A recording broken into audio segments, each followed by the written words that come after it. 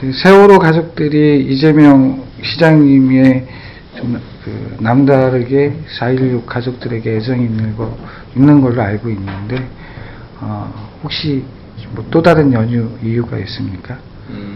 특별히는 없고요. 이 세월호 사건이 우리나라의 그야말로 그 민낯을 보여주는 참담한 사건이었고, 이번 일이 실제로는 우연한 사고가 아니라 대한민국의 좀 수준을 보여주는 문제이기도 하고, 또 이걸 넘지 못하면 대한민국의 실제 정말 인간다운 삶이 보장되는 바람직한 사회의 발전이라고 하는 게 불가능하다, 이렇게 생각했기 때문입니다.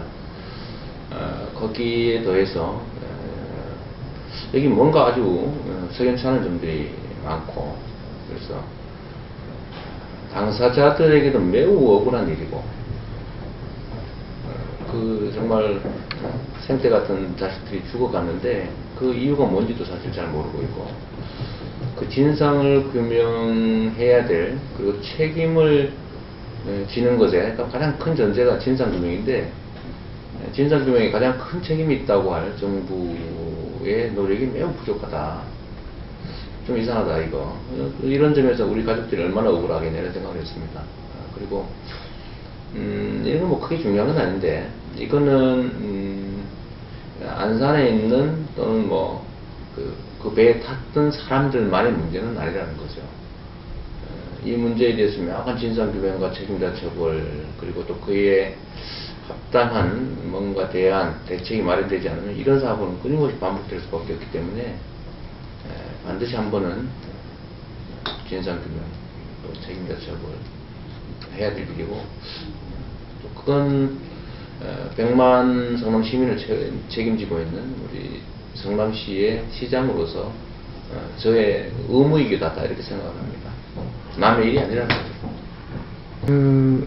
지금 가족들은 신체적으로 한 5가지 특징이 있거든요. 하나는 4.16 이전과 이후에 신체적으로 엄청나게 노화가 돼버린 1년 동안에 사진만 봐도 그냥 확 몇 년을 늙어버린. 네. 그리고 이제 두 번째가 심각한 기억력 장애, 네. 일상생활에 장애를 초래할. 그리고 세 번째로는 거의 다 눈에 문제가 생겨버린, 시력적인, 그러니까 노안에서부터 해서. 그리고 네 번째로는 잇몸이 심하게 주저앉은. 그리고 다섯 번째로는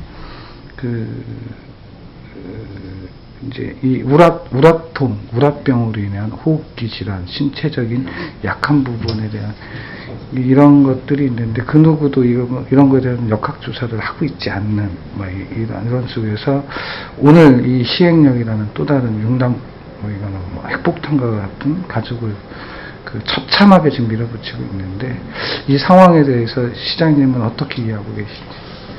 아까 말씀드렸던 점인데, 이제 시행령 자체가 실제로 어렵게 합의했던 여야 간 합의 사항보다도 훨씬 후퇴한 내용이다라는 게 일반적인 평가 아니겠습니까? 결국은 이제 시행령은 정부가 일방적으로 만든 것인데, 결국은 지금까지 정부가 취해왔던 태도와 그야말로 일맥상통하는 측면이 있고, 그건 결국은 이 사건의 진실이 드러나는 것을 그렇게 달가워하지 않는 거 아니냐는 세간의 의심을 사실 증명하는 측면이 있습니다. 제가 옆에서 지켜봐도 실상을 좀 들여다보려는 의지보다는 오히려 좀 실제에서 좀 벗어나고 싶은 게 아니냐, 이런 의문이 저도 듭니다. 그리고 유가족들 또는 실종자 가족들이 겪고 있는 정신적 또 육체적 엄청난 고통이나 피해는 결국 이 사건의 진상이 제대로 규명되지 않는 데서 오는 원통함, 또 억울함, 그 다음에 이거에 대해서 책임을 지고 있는, 우리로부터 세금을 걷어가서 국가를 운영하고 국민을 위해서 일해야 될 사람들이 과연 국민을 위한 존재인가 하는 것에 대한 회의감, 이런 것들이 아주 중첩되니까 그야말로 억울하고 한탄스럽고 또 희망도 없고, 그래서 생기는 현상 아니겠습니까? 화병이라고 하는 거 마찬가지죠. 그걸 뭐 굳이 다 나누지 않더라도 자식 잃은 또는 가족을 잃은 슬픔도 큰데 거기에 더해서 누가 왜 그렇게 했는지도 알지 못한다는 또 살아있는 사람들의 그 죄책감 이런 것들 아마 산 사람으로서 견디기 어려운 죽음과 같은 엄청난 고통일 겁니다. 우리가 그걸 해결해 줘야지 어떻게 됩니까? 이제 안산의 시민들이 이제 자기의 역량보다 더 많은 지금 역량을 이제 세월호의 진실과 함께 이제 하고자 노력을 하고 있는데, 아니면 많이 이제 힘에 붙이기도 하는 것 같은데, 안산의 시민들에게 그 응원의 말씀을 하신다면? 네, 이 사건은 좁게는 이제 해당 선박에 타고 있던 사람들의 가족들이겠고, 좀 더 넓히면 이제 안산 시민들, 또 더 넓히면 대한민국 국민들이죠. 모두 다 피해자의 입장이 있는데 그 중에서도 안산 시민들이 겪는 고통이나 피해는 뭐 다른 국민들에 비해서 훨씬 크겠습니다.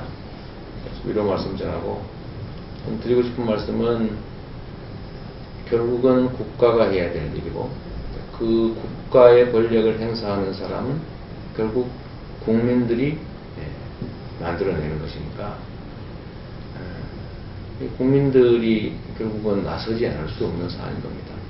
우리가 뽑아놓은 또 우리가 고용하고 있는 모습들이 예를 들면 주인의 뜻에 따라 움직이지 않는 상황이 발생하고 있다고 저는 생각하기 때문에 1차적으로야 그 모습들이 부족하고 나쁜 거지만 궁극적으로는 결국 주인이 책임질 수밖에 없는 일이다. 그래서 지금부터라도, 지금까지도 열심히 잘 오셨겠지만 지금부터라도 좀 더 많이, 좀 더 깊이 이 사건에 관심 갖고 또 주변에 알리고 또 함께 행동하는 그런 실천이 필요하다고 생각합니다.